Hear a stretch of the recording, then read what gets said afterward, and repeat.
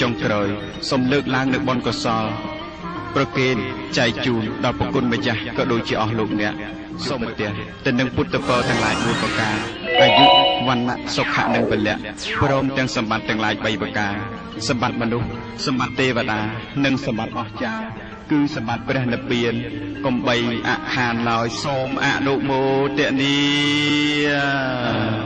ណដ្ឋិសន្តិបរੰសុខੰ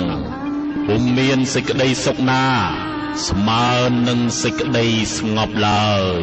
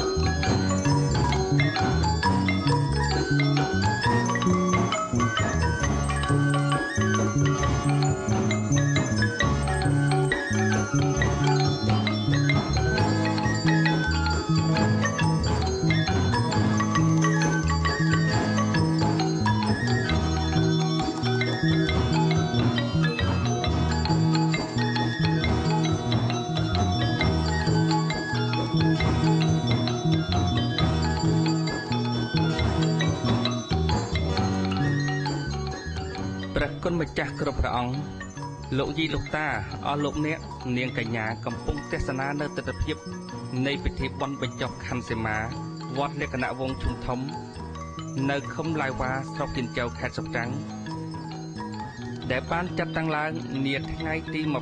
23-24 ខែកុម្ភៈឆ្នាំ2013ត្រូវនៅថ្ងៃ12-13 កើតខែមិញឆ្នាំរោងពិធីបុណ្យនេះបានប្រព្រឹត្តឡើងក្នុងភាពមហោឡារិកដោយមានការនិមន្តនិងអញ្ជើញមកចូលរួមរបស់ព្រះសង្ឃពុទ្ធបរិស័ទជិតឆ្ងាយក្នុងនិងក្រៅខេត្តក្នុងនិងក្រៅប្រទេសរាប់សិបពាន់រូប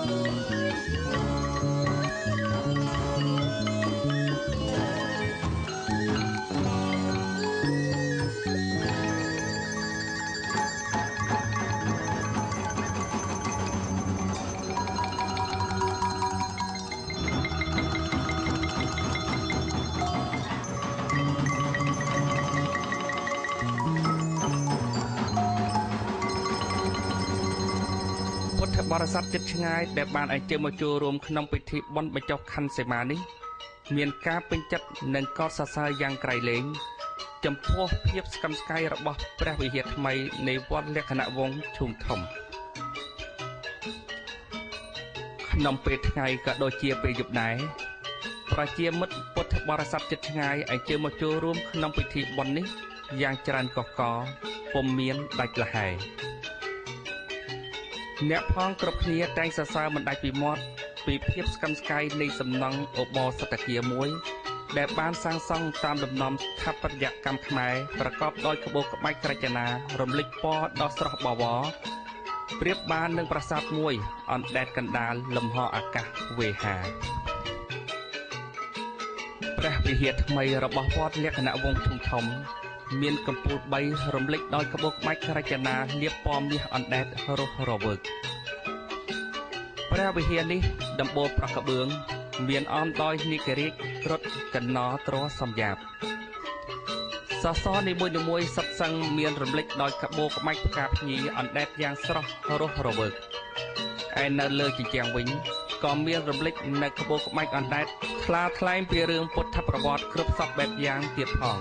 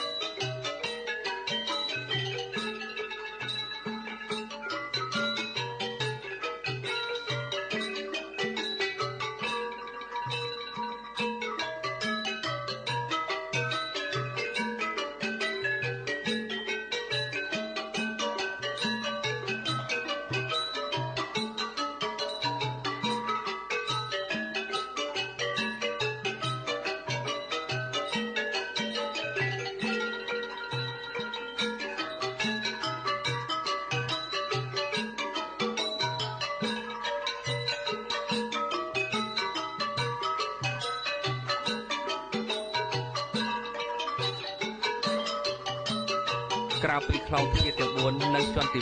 1បានស្ថាបនាតាមលំនាំក្បូរក្បាច់រចនាខ្មែរគួរជាទីគយគន់គឺនៅតាមក្បាលជណ្ដើរទាំង4នៅជាន់ទី2ឡើងទៅកាន់ព្រះវិហារគឺមានស្ថាបនាតុបតែងដោយរូបសំណាករាជសី2គូនិងនាគរាជ2គូរៀងរើសង្ហាឃើញដូចជាកំពុងបង្ហាញឫទ្ធិជួយការពារនៅព្រះឧបោសថគារមួយដ៏ល្អប្រណិតគួរជាទីគប់ចិត្តញាតិញោមចិត្តឆ្ងាយ